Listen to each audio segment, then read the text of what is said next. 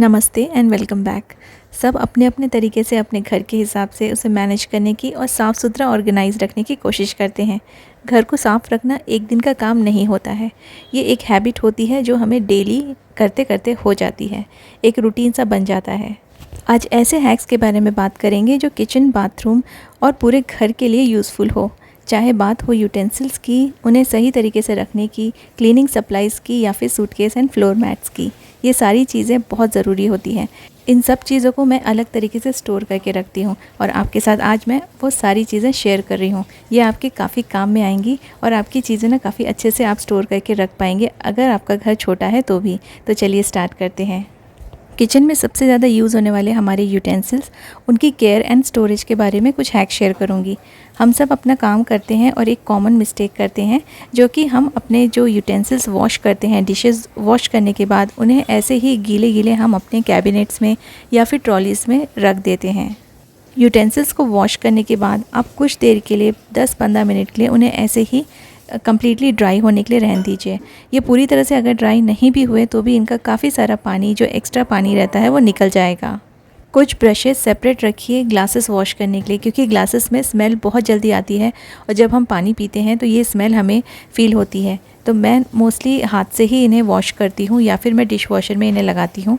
Otherwise मैं इनमें कभी भी ब्रश यूज़ नहीं करती हूँ। अगर आपको ब्रश से ही ग्लासेस वॉश करने हैं तो आप ग्लास को और कप्स को वॉश करने के लिए एक अलग से सेपरेट ब्रश रखिए, जिसको दूसरे यूटेंसिल्स को वॉश करने के लिए यूज़ मत कीजिए।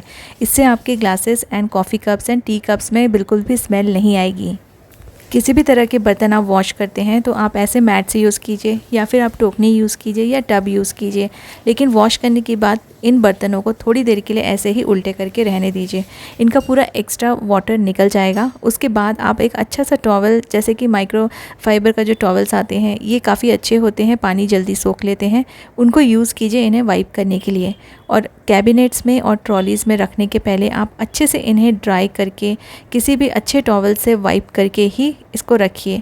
ये माइक्रोफाइबर का टॉवल है जो कि मैं डी मार्ट से लेती हूँ, काफ़ी अच्छी क्वालिटी का है, बहुत सालों से यूज़ कर रही हूँ और अभी तक ये बिल्कुल भी ख़राब नहीं हुआ है। एक बार ऐसे टॉवल्स ले लीजिए जो कि ज़्यादा कॉस्टली नहीं आते हैं और बर्तन इनसे बहुत जल्दी ड्राई हो जाते हैं। पूरा पानी अच्छे से सोख लेता है, बर्तनों को ड्राई कर देता है।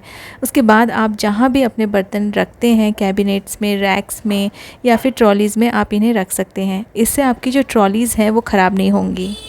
गीले बर्तन रखने से बर्तन में भी स्मेल रह जाती है और जो हमारे ट्रॉलीज़ हैं मोस्टली ये मेटल के रहते हैं, स्टील के रहते हैं, तो इनमें ना रस्ट लगने के चांसेस बहुत रहते हैं।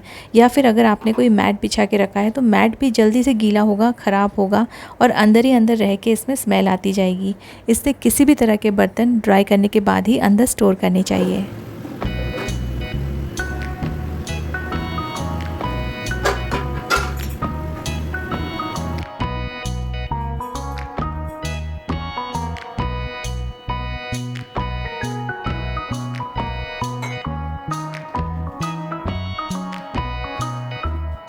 जो भी कांच के बर्तन मैंने वॉश किए थे, ग्लासेस एंड जार्स, इनको मैंने यहीं पे रख दिया है और इनको वापस से मैंने सीधा करके रख दिया है, तो इसमें हवा लगेगी और ये जल्दी ड्राई होंगे। इनको आप किसी भी कपड़े से वाइप करके मत रखिए, चाहे आपका जो टॉवल है वो कितना भी साफ़ हो, इनको आप वाइप करने के लिए कोई भी कपड़ा यूज़ मत कीजिए। इनको ऐसे ही थोड़ा देर हवा में रहने दीजिए, ये अच्छे से ड्राई हो जाएंगे। इसके बाद आप इन्हें स्टोर कर सकते हैं।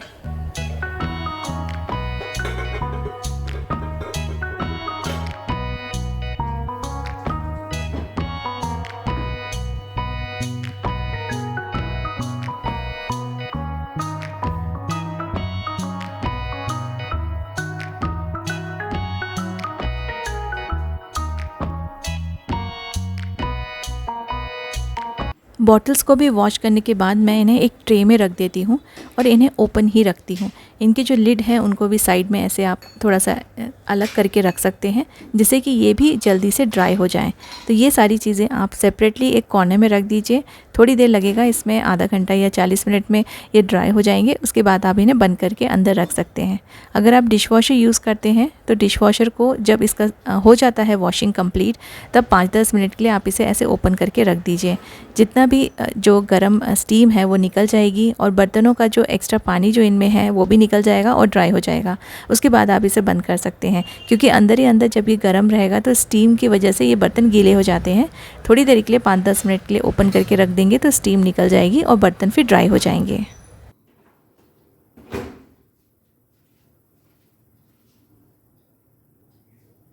घर के बहुत सारे सामान को रखने के लिए कैबिनेट्स बहुत काम में आते हैं, लेकिन स्पेशली ये जो डीप कैबिनेट्स होते हैं इनको क्लीन करना बहुत ज़रूरी है, क्योंकि ये हमेशा इग्नोर हो जाते हैं और इनमें ना काफ़ी सारा डस्ट और ग्रीस जमता जाता है, जो कि फिर बहुत टाइम लगता है क्लीन करने के लिए। आज मैं अपने डीप कैबिनेट को क्लीन कर रही हूँ और इसमें से जितने भी बड़े कंटेनर्स हैं सबसे पहले इनको मैं बाहर निकाल रही हूँ। पूरा सामान एक बार बाहर निकाल देंगे तो आपको समझ में आएगा कि कैबिनेट्स कितने गंदे हैं और आपको किस तरह से इसे क्लीन करना है। अगर आपके कैबिनेट्स में बहुत ज़्यादा गंदगी जम गई है तो सबसे पहले तो आप वैक्यूम क्लीनर से जितना भी डस्ट है और जो अंदर जाले लगे हुए हैं उसको रिमूव कर दीजिए। वैक्यूम क्लीनर से ये सारी क्लीनिंग जल्दी हो जाती है और अच्छे से हो जाती है और कुछ भी गंदगी छुटती नहीं है। बहुत सारा अंदर डस्ट जम गया था और थोड़ा सा कॉबवेब भी जम गया था, तो ये सारी चीज़ें ना मैं वैक्यूम क्लीनर से इसे क्लीन कर रही हूँ। घर में आप एक वैक्यूम क्लीनर ज़रूर रखिए, छोटा साइज़ का भी होगा तो भी चलेगा, लेकिन ऐसी जो क्लीनिंग होती है ना जिससे कि फ्लोर वगैरह गंदे हो जाते हैं, तो इस टाइम पे ऐसे वैक्यूम क्लीनर्स बहुत काम में आते हैं। ये सारा डस्ट इसने पूरा खींच लिया है और जितने भी जाले थे वो भी साफ़ हो गए हैं, लेकिन फ्लोर पे कुछ भी गंदगी नहीं गिरी है। तो इसलिए मैं ऐसी जब जगह होती है ना जहाँ पे अंदर जाके हमें क्लीन करने के लिए भी बहुत डिफ़िकल्टी होती है, बहुत बड़े और डीप कैबिनेट्स हों तो अंदर तक हम लोग पहुंच भी नहीं पाते हैं, तो अच्छे से क्लीनिंग नहीं हो पाती है। इसलिए वैक्यूम क्लीनर से ये सारी चीज़ें काफ़ी अच्छे से क्लीन हो जाती है। वैक्यूम करने के बाद मोस्टली 90% जितना भी गंदगी था वो निकल गया है। उसके बाद ना मैं इसको गीले कपड़े से अच्छे से इसके जो शेल्फ़ हैं वो क्लीन कर लूँगी। जो थोड़ा बहुत गंदगी रह गई है वो गीले कपड़े से साफ़ करने से निकल जाएगा, क्योंकि जो कैबिनेट्स होते हैं वहाँ पे हम लोग कंटेनर्स रखते हैं और वहाँ पर भी जो उनके स्टेन्स हैं ना वो लग जाते हैं, तो स्टेन्स भी रिमूव हो जाएंगे। आप चाहे तो यहाँ पे कॉलिन स्प्रे कर सकते हैं।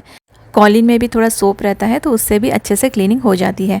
अगर आप यहाँ पे मैट्स वगैरह बिछाते हैं तो उनको भी आप वॉश करके थोड़ा देर के लिए ड्राई करने के लिए रख दीजिए। जब कैबिनेट को आप गीले कपड़े से पोंछते हैं तब जब तक आपका मैट ड्राई हो रहा है तब तक कैबिनेट को ऐसे ही खुले रहने दीजिए और अभी इसमें कुछ भी सामान मत रखिए। इसे पूरी तरह से ड्राई होने के बाद फिर से आप इसे रीअरेंज कर सकते हैं। अगर हम लोग गीले कैबिनेट्स में ही मैट्स लगा देंगे और जो हमारे कंटेनर्स है वो रख देंगे तो इसमें अगेन स्मेल रह जाएगी और ये अच्छे से ड्राई नहीं हो पाएगा।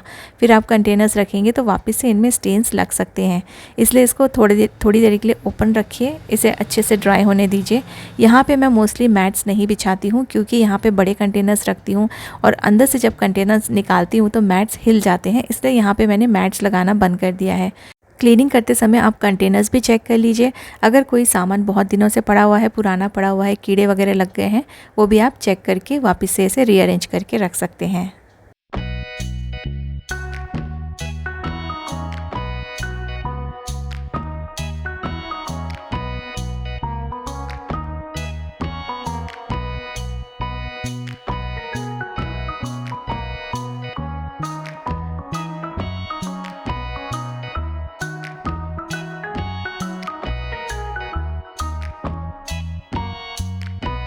अगर घर को साफ़ रखने का शौक़ है तो प्रॉपर क्लीनिंग सप्लाइज़ भी हमारे पास अवेलेबल होनी चाहिए, जैसे कि प्रॉपर ब्रशेस होने चाहिए, क्लीनिंग स्प्रेज होने चाहिए, या फिर टूल्स जो भी आप यूज़ करते हैं उनको ठीक तरीके से रखना ज़रूरी है। जैसे किचन के सिंक के पास वहाँ पे जितनी भी साफ़ सफाई की ज़रूरत पड़ती है, कुछ बर्तन वॉश करने के लिए, कुछ स्क्रब करने के लिए, सिंक वॉश करने के लिए, तो वहाँ पे जितनी भी चीज़ें हैं मैं सिंक के बिल्कुल पास में ही रखती हूँ।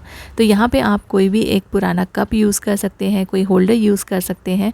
तो इसमें मैं पहले एक प्लास्टिक का कंटेनर रखती थी जो कि अब बहुत ज़्यादा ख़राब हो गया है। अब यहाँ पे मैं इसको चेंज करके एक पुराने बड़े से कप को यूज़ करूँगी। और ये कंटेनर काफ़ी ख़राब हो गया था, इसे वॉश करने से भी ये अच्छे से क्लीन नहीं हो रहा था। और ये सारे जो ब्रशेस हैं एक साथ अगर आप ऐसे कप में रखेंगे तो ये मिसप्लेस भी नहीं होंगे और आपका जो सिंक एरिया है वो ऑर्गेनाइज लगेगा। ये जितने भी टूल्स एंड ब्रशेस मैं यहाँ पे रख रही हूँ, ये मुझे इस एरिया में ही काम में आते हैं, तो इसलिए मैं यहाँ पे सिंक के बिल्कुल पास में ही स्टोर करके रख रही हूँ।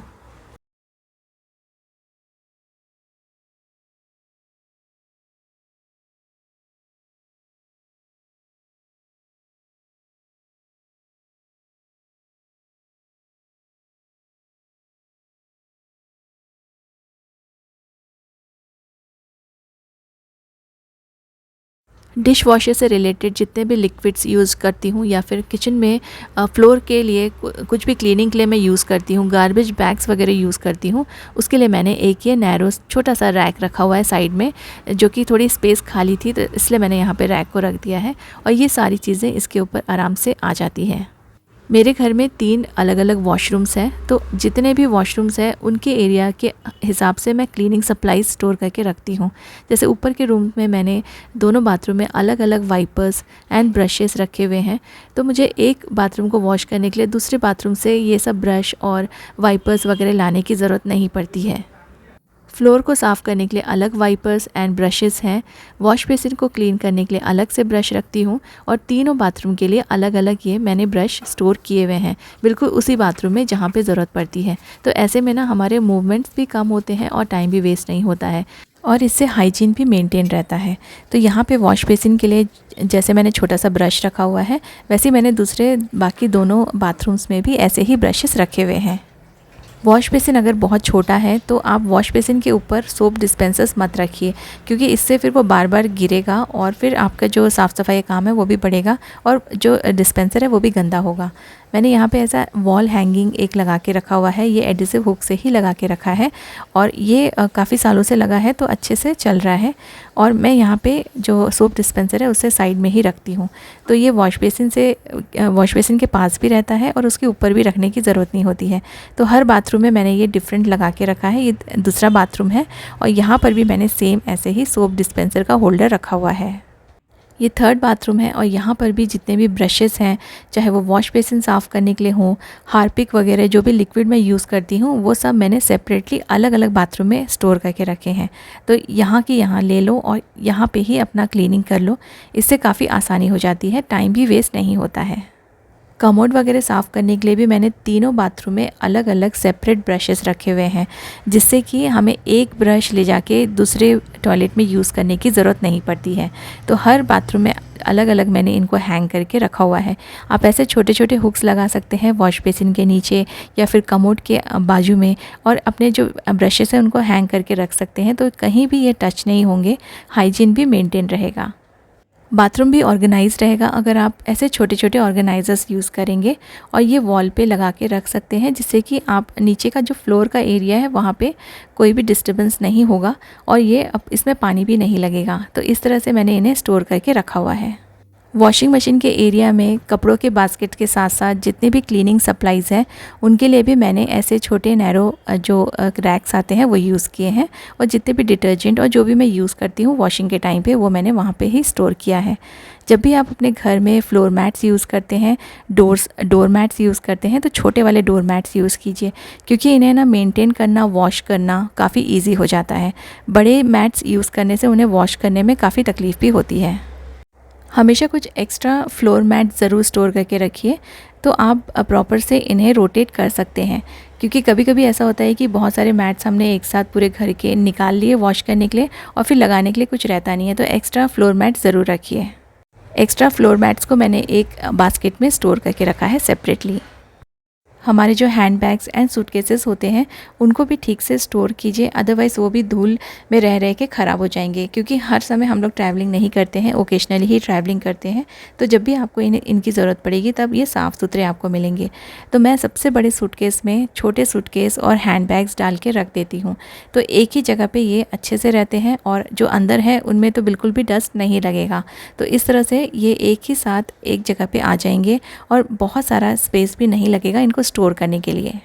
अगर आपके वार्डरोब में जगह है तो आप इन्हें अंदर स्टोर कीजिए, और अगर आप कुछ प्लानिंग कर रहे हैं अपने घर को रेनोवेट करने के लिए तो एक सेपरेट कैबिनेट ज़रूर बनाइए जहाँ पे आप बड़े suitcases, hand bags and travelling bags रख सकें।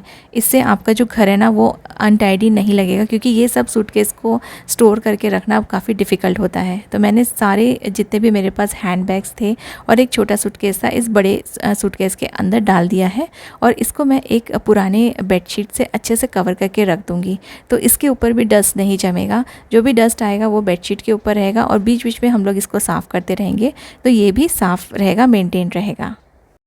मोस्टली जिनके घर छोटे होते हैं और जगह नहीं होती है उनके लिए ये हैक्स काफ़ी काम में आ सकते हैं। उम्मीद करती हूँ आपको वीडियो अच्छा लगा होगा और आपने इसे एंजॉय किया होगा। Thank you so much for watching.